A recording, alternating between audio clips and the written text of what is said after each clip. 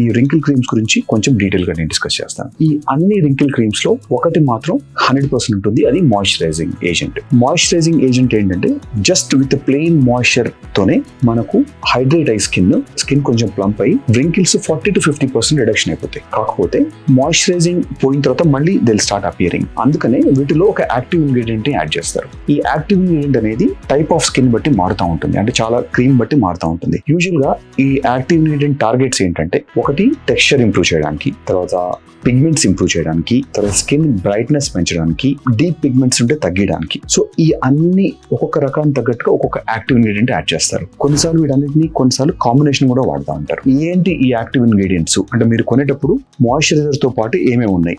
Most common గా మనం వాడే ఒక యాక్టివ్ ఇంగ్రీడియంట్ రెటినాల్. ఇది వైటమిన్ ఏ డిరైవ్డ్ ఇది కాంపౌండ్. ఇది చాలా కామన్ గా వాడే థింగ్.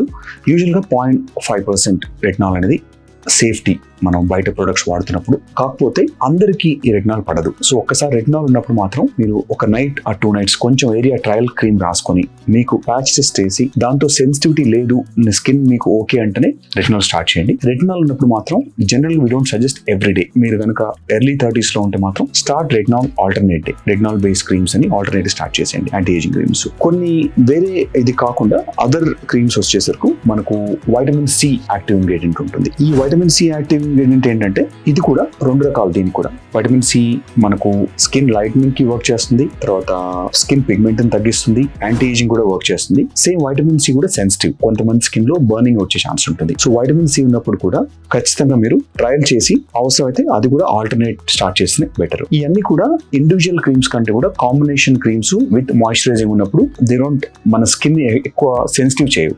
సో అందుకనే కాంబినేషన్ మీరు ఫస్ట్ టైం చూస్తే కాంబినేషన్ స్టార్ట్ చేస్తేనే మంచిది వీటన్నిటిని. ఇది కాకుండా మనకి ఇంకా నియాసినమైడ్ అనేది ఒక వైటమిన్ B3 డెరివేటివ్. నియాసినమైడ్ కూడా ఒక one of the active component. ఇది కూడా మనకు పిగ్మెంట్ తగ్గడానికి బాగా వర్క్ చేస్తుంది, యాంటీ ఏజింగ్ బాగా వర్క్ చేస్తుంది, ఫ్రైన్ లైన్స్ తగ్గగలుగుతుంది నియాసినమైడ్ కూడా. తర్వాత కొంతమందికి పోస్ట్ ఇంజురీస్ అయ్యి యాక్టివ్ యాక్నే మార్క్స్ ఉంటే కూడా వాటన్నిటి కూడా నియాసినమైడ్ చాలా ఎఫెక్టివ్ గా తగ్గగలుగుతుంది. ఇది కాకుండా ట్రానెక్సిమిక్ యాసిడ్ అని ఉంటుంది. ఇది అమినో యాసిడ్ లైసిన్ నుంచి తయారు చేసిన సబ్స్టెన్స్. ఇది కూడా మనం చాలా కామన్ గా మెలాస్మాలో వాడుతూ ఉంటాం. సో చాలా రకాల యాంటీ ఏజింగ్ క్రీమ్స్ లో కూడా ఈ పిగ్మెంట్ సన్ డ్యామేజ్ ని, పిగ్మెంట్ డ్యామేజ్ ని తగ్గడానికి కూడా ఈ ట్రానెక్సిమిక్ యాసిడ్ అనేది చాలా యాక్టివ్ గా వాడుతూ ఉంటారు. తర్వాత వచ్చేది దాంట్లో అజిలిక్ యాసిడ్.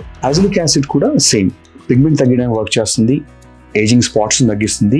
ఇది కూడా మంచి యాంటీ ఏజింగ్ ప్రొడక్ట్. ఇది కూడా